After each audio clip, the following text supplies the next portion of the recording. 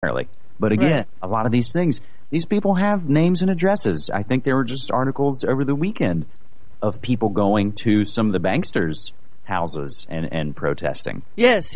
Well, at this point, it's like it's full-on war. We are towards the end game, as you described. We're at the point where they're almost taking off the mask and saying, yes, we're killing you. What are you going to do about it? And so people are, it's just like when you finally realize that someone's pointing a gun in your face, you really have no choice but to try to kill them or run away. You got to do something. Fight or flight. So I think that's the position that people are finally in now, and that's why they're finally starting to respond. But honestly, I don't know. I don't know whether to be optimistic or not. I mean, what do you think? Yeah, I have no idea. I think depending on which time you ask me, I may either say, absolutely things are changing. I think people are discovering what's going on.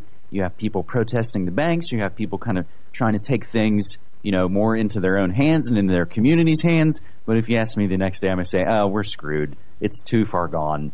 People are discovering what's really going on, but they're still battling it out within the kind of dialectics that they create for us, whether that's the conservatives versus the liberals or the blacks versus the whites or all those kind of cultural things that keep us all fighting amongst each other. Again, meanwhile, the families and the serial killers and the organizations, they keep moving forward. And they'll throw us these little debates and we'll rip each other to shreds over abortion or immigration or gay marriage and those kind of things. But ultimately, I think these families, they don't care about immigration. They certainly don't care about abortion. And they just like to dangle the threat of taking it away to energize one party or the other. Mm-hmm. But to take it back to Food World Order, an article that I was tracking, or a story that I was tracking throughout the end of 2009, and the last update I have on it is from March 30th of this year. And again, this should kind of show you that, again, Hope and Change was just another, Madison Avenue advertising campaign. Obama appoints ex-pesticide lobbyist as agricultural trade negotiator. And it's not the first guy that Obama's appointed to, food and health boards that have backgrounds with, Monsanto and DuPont. Then again, it's like, that's not an accident.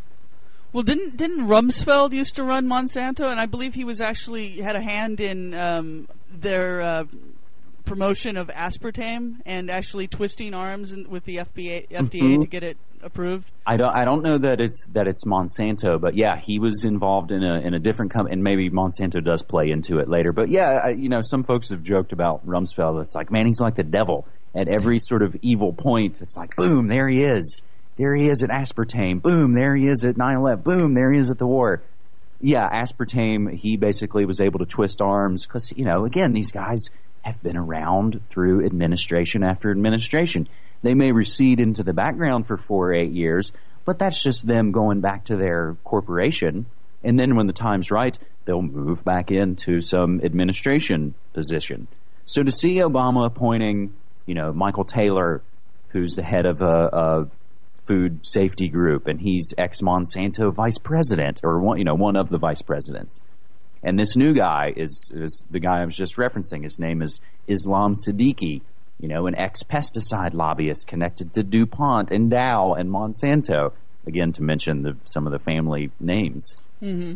And, Obama leaves on, Robert Gates as the head of the military. It's like that should have shown you right there that, this war wasn't going to change or end. Well, it's just so creepy to think about the guy who, was at one time in charge of bombing Iraqis was also at one time in charge of putting a deadly contaminant in people's food, which just briefly, right, aspartame, the artificial sweetener used in all diet soda, basically is this feces of genetically modified E. coli bacteria that has the effect of all sorts of effects of creating Parkinson's disease or Alzheimer's disease, brain tumors, birth defects.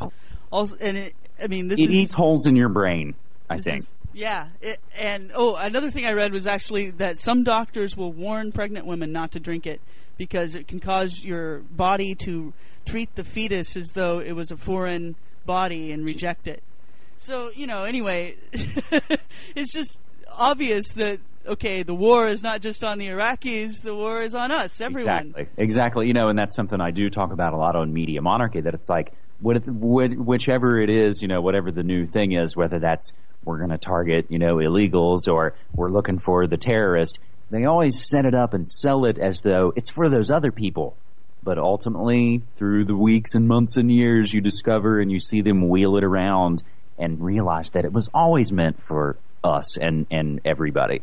Mm-hmm. But I think, again, we talk about Monsanto and Dow and DuPont. You can also talk about, Coca-Cola. And you look at their history, it's like they did business with the Nazis. That's where Fanta comes from. Yes. Pepsi and United Fruit and these kind of, food companies that, of course, food generally just on its face is a more happy thing. Everybody likes food. Right. So, and these intelligence operations use food corporations kind of as a front to move into, third world countries to control resources. But, we could talk about a lot of these things for a long, long time. I think for me, a way to kind of encapsulate it and what I'm trying to do with Food World Order is that, am I going to be able to end the war in Iraq and Afghanistan? Probably not. Can I overthrow the banksters? Probably not, but a good point and a good easy way that we can affect change there is just take your money out of the banks from those banks. And that's, when ultimately, when, again, a whole other story, when the FDIC and JP Morgan Chase colluded to basically have a controlled demolition of Washington Mutual, which was my bank at the time, when JP Morgan Chase took over Washington Mutual, I quit. It's like, you don't get my money. You don't get, to loan out $10 for every $1 I give you, and you maybe throw me a nickel every year and say, oh, look at your interest. It's just, that's something where we can actually have an effect. If we all took our money out of these banks, they would fall apart.